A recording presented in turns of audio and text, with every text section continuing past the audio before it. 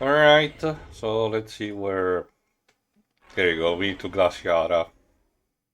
Wandering Comet. Glaciara. That sounds Glaciara. like an ice planet if ever I've heard one. Holy cow, that Blimfelter. It can get worse with the appropriate cheat code. It's still here even this. But Didn't it, thankfully... Oh? didn't it escape with a PS3 port? Oh, it's also the Christmas world because we've got Nutcracker I mean, soldiers. it's an ice comet, so... Lottabolt, a woman of privilege. So, She Dweebs, inherited a huge guess fortune what from her Bond father. cliche we are Not hitting with civilization to this? once barren ice comet. She may want to Femme add the fatale. Eye of Infinity to her Yes, diamond but collection. also, She's of course, champion ballroom having a dancer. lethal She has a dance deep love of number. music. Lethal dance. Good evening, sir. The Countess is expecting me. That was easy. But wait, I don't know your name. And what rumors are those? That the most ravishing creature in all the galaxy inhabits this Of palace. course. You know, the fact he reacted with surprise upon seeing her implies that he's actually down bad for her and this isn't just an act. Yes, I have. I understand you are looking So, for the Eye of Infinity. how does this work? Is there like a plug where he has to get out his cord and insert for the energy input? Oh, so that's where Pirates Band of Misfits got that dress joke from. Alright, it's time to dance properly, and this is serves to showcase by the fact that the entire ballroom is booby-trapped. So, how do we deal with this? This is our second rhythm game section. And appropriately, David Bergeron and the future Hitman composer have decided to have a tango for this, you'll be able to see soon enough. At each section, the contest will is trying to eventually have Clank be hit by one of the traps, but if you succeed correctly, you turn it against her. Yeah. So keep going until you win. Again, this is actually the sequence where the rhythm section actually makes more sense, to be honest, and the button input matches a bit more what is the song going on, the music track specifically. It also helps that it's good on its own. I guess I'll have to take your word for it because just by looking at this, I wouldn't be able to tell that it's in rhythm with the music. There's still the input lag, but if you had to play this a couple of times, like I had to, or anyone who had played this game had to, you would basically get the hang of it at one point. It's like, that's what it means. Also, doesn't help with the fact that they also introduced, as you can see, directional button into the mix.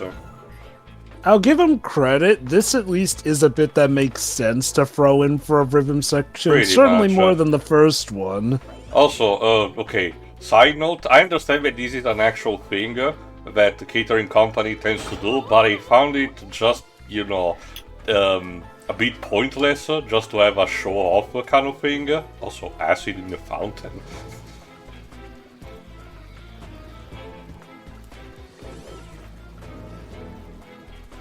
You know, it's obvious the only reason that Clank hasn't tossed it to the wayside is because he was probably expecting these already anyway. Which kind of would make one wonder, wouldn't she have figured he knew this would come? Well, that's the whole, what's the term, sensuality. Card-carrying villain. Sensuality of the dance to the death, kind of, and the the piano from Mario 64. What the fuck? Of course.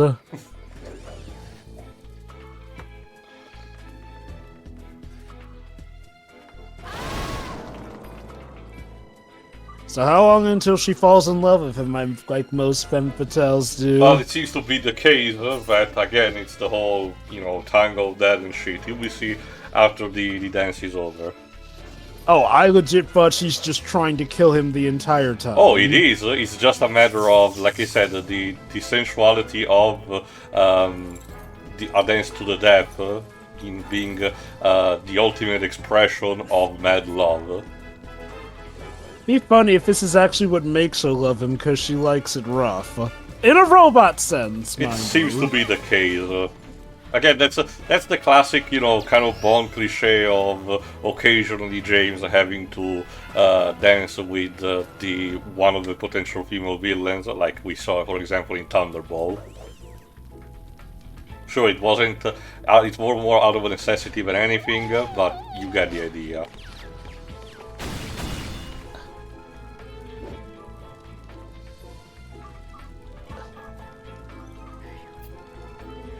For the last section, you notice that the Countess sneaked in another rose on Clank, which means that's the booby It's a trap, bomb. so... Bloop. I'm kind of amazed she survived all that. That was incredible. You have swept me off my feet the way no other robot has. It is your beauty that stirs the rhythm of my soul. Sure. Speaking of beauty, you said you had Sure. information on the Eye of Infinity. Smooth You operator. know, I'm just glad that they did not took the occasion to ask David K to do a Scottish accent, because I cannot even begin to grasp how he could have that pulled off. Do this again. I think, wasn't this around the time that Bond was known more for just the straight English accent? Yeah, it was the start of the David Craig era, so... Also, damn, you toyed with that woman's heart just to toss her aside. Remember, drop Although- first. Although I can see a bit about what you said earlier. I can imagine how that would go. My name is Special Agent Clank. Oh, God. I wouldn't work with it. Anyway, I guess to be it's time fair to to now Clank- recreate a sequence from that episode that we ended up seeing at the end of Ratchet and Clank 3, the snowboard proper, chase on the snow. The only thing is that you might have noticed, but surprisingly, despite actually this wanting to be part of the show and everything, it does not feature the villain that was showcased in the Ratchet and Clank 3 clips. I forgot his name. It was also voiced by James Arnold Taylor. I guess they not wanted to be too obvious, but it kind of it's weird that he's missing out of all of this. I suppose, to be fair, the point is like, the idea is that, that was back when we were filming, but, under the real guys, this is his real job. Otherwise, that would mean that villain could arguably sue for stealing his likeness for the movies. Oh, by the way, because I forgot to mention the beat, did you wanted another gameplay style? Because that's what we're having. Again, instead of vehicle section, moving onto, in this case, the snow. You basically push left and right if you want with the shoulder buttons. Clank has one weapon that he got in Asianica that he did not talk about, basically a grenade launcher that is disguised as cufflinks. Here you go. And basically you have to deal with the waves of the guards. Much like the other sections, these also has variants where you need to either kill a set number of enemies or collect actual rings that are scattered throughout, and you even have dedicated skill points towards that. So I guess. I guess I'm not as surprised by this because vehicle sections have been a thing in Ratchet and Clank games, so this one at least feels. Concept art showcase that the more hover welcome bike and was fitting. supposed to return in this, but nothing happened. Again, Ratchet is sadly imprisoned the entire time, so he will not have a chance. So it seems that Clank will remain a solo bachelor, although to his credit, she did try to kill him, so he's not obligated to love her. Not to mention, she's still a villain. She still, was part of this whole smuggling of the Eye, the gemstone that is the entire fucking fulcrum of the theft. So, again, So in a way, Clank actually keeps his eyes on the prize to being a hero better than Batman does when it comes to Catwoman. Well, remember, right? Agent Clank seems to be very committed to his job, and to be fair, he also wants to save his friend from being framed, so there is that. But, if you pay attention, the plot is relatively, not identical, but relatively similar to the one of Sly 2, where you have a string of operations that on their own don't seem to make a lot of sense, but by the end, when things are basically tied all together, it will start to make it. Again, that's why one of the running jokes with this game that people speculated is that High Impact just wanted to make a Sly game instead. I really do get at least an inkling like that. Either that, or they wanted to really make an Agent Clank game because, okay, I will say this: the concept of Agent Clank itself is interesting. I just Also, feel like they had more experience as with the Ratchet Clank franchise, and they had the possibility of recycling more assets from their previous works. I do think what they needed to do was emphasize this more as a spin-off rather than the new mainline Ratchet To be and Clank fair, title. it is still counted because this came around the same time as Tools of Destruction. We have some level of cross-promotion, but it's just for cosmetics.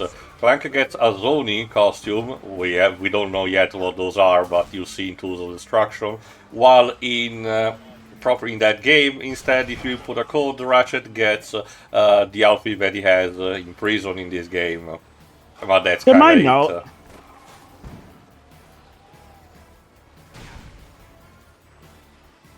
In that regard, though, I will say this.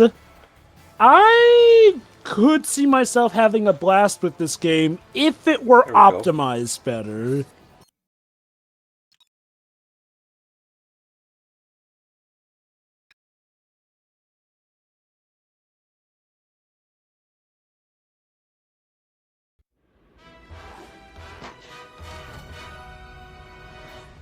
Agent Clank, we've received reports from our Yeah, here's the thing that the Countess had told us. Well, first of all, we need to get back to Ratchet. Oh god, this I forgot. Okay, here's some bizarre continuity fuck-up. Hey, it's the Tux for Less leader. Okay, he's still alive, but I can't believe that. It's not even with Steel Blum, but unfortunately. No. Last time we saw him was in the giant robot. The helicopter was the Yeah. first fight. What happened? Like, was there like some super secret hidden boss that we must have missed as kids? No, this is a continuity snarl. The best guess that I have is that whoever wrote this had the wrong impression that the Thugs for Less were led by a bunch of identical twins, and, you know, each boss fight was just one of them. That's the best guess that I can have.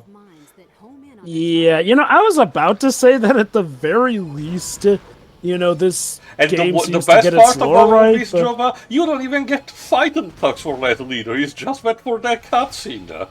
Oh, cool, it's our favorite. A fight that only happens in concept. It doesn't even show up anymore. It's just there What? for that. And I know what you're thinking. Oh, that means the fight was maybe programmed, but they never did it.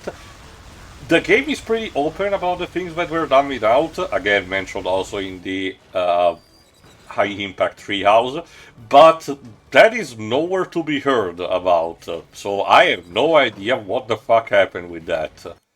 Also, once again, the cutscene arrangement with the prison stuff is naff. Like, okay, we get the introduction to the fight, only to then have to juxtapose... That's basically Sorry, what to have happens to every time, juxtapose- Jova. That we collect a weapon, but the next time the story demands that we cut back to Ratchet, this happens. Like, why not just at least show him getting the weapon before the fight? Like I said, that's because you can technically acquire this weapon at any time in the game. So that's why they had to keep them separated. I feel like at the very least... Okay. I'll be fair.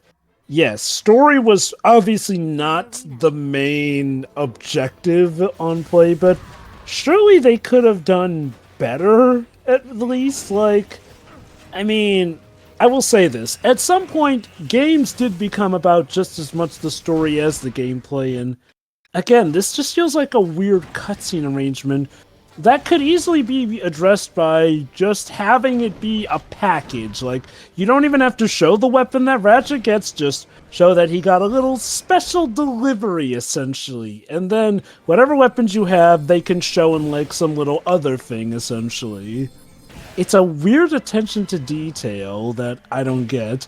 I mean, granted, we could also talk about the fact that Ratchet's able to upgrade his weapons in the prison, but that's To be fair, again, that's the gameplay thing. story That has been the segregation. thing the franchise since the second game. My suspension is believe Yeah. it's simply that again, just using the weapon makes them become better because they're programmed to do that. Nanomachines on. Yeah. Like, that's the least of my worries, honestly. But I was about to say that for the most part, I can enjoy the plot, but Yeah, no, then we get a continuity snarl like that, and I'm like, really? We're still getting stuff wrong with the continuity. I mean, granted, this is the same team that apparently decided, oh yeah, Agent Clank's actually a real thing, even though Ratchet and Clank Free specifically went See, out of its way to connected say... to what you it's also just- said also before, that's the weird thing. Thinking a bit about it, this is the only major game that I can think about from Sony's first-party IPs that qualifies as to be questionable in canonicity. Because in order, the ones that I can think of immediately, not new IPs like Loco Roco or Patapon, talking about spin-offs that were created for the PSP. Because the things that I can think of, the two God of War games, perfectly in canon, they really fit and got referenced later on.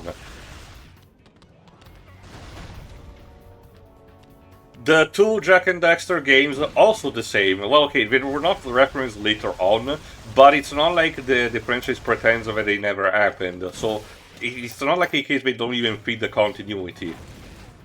Killzone Liberation, from what I told, it's basically a perfectly serviceable interquel between 1 and 2. I still have to play that. There's some Retribution, we talked about that plentifully, but, that fits. And, I thought there was something else.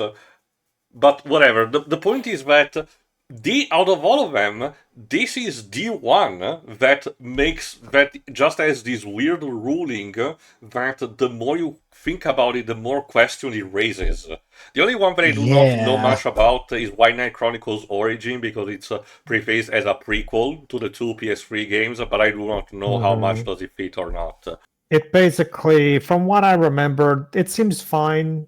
I mean, Level 5 wasn't involved at all with that, but at the same time, from what I remember, this has been years, so maybe if I play it now, I'll find some inconsistencies that I didn't see that first time. But I remember it being fine. So again, out of all, and I argue size matters, for as bizarre as it might have been, I could have still believed it was set between 3 and 4, potentially. This is just a bizarre, literal Gaiden game. But anyway, we've been going too much on this. Tune in for the next part, where as mentioned by the Contessa, we had to go to Rionosis, which means, yes, wanna know what's worse than regular Brazil? Space Brazil. So we have to go there. Oh boy. Dear. See ya. See ya.